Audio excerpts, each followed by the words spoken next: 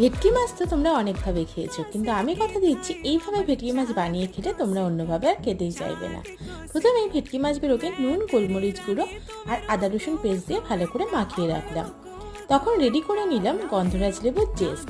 দেখো, জেস্ট ছাড়াতে গিয়ে যেন সাদা খোসার গায়ে হাত দিও না, তাহলে কিন্তু আর খেতে পারবে না রান্নাটা। এরপর সেই জেস্ট আর লেবুর রস দিয়ে আবারও ভালো করে মাখিয়ে রেখে দিলাম।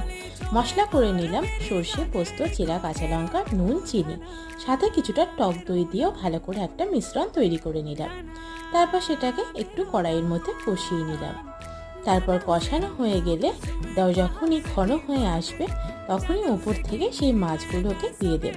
স্বাদ ব্যালেন্সের জন্য সামান্য চিনি, গার্নিশের জন্য কিছু লেবুর স্লাইস আর লেবু পাতা, কয়েকটা চেরা কাঁচা লঙ্কা দিয়ে মুখ বন্ধ করে ভালো করে ভাপিয়ে নিলেই হয়ে যাবে গন্ধরাজ ভাপা ভেটকি। কেমন লাগলো অবশ্যই জানিও।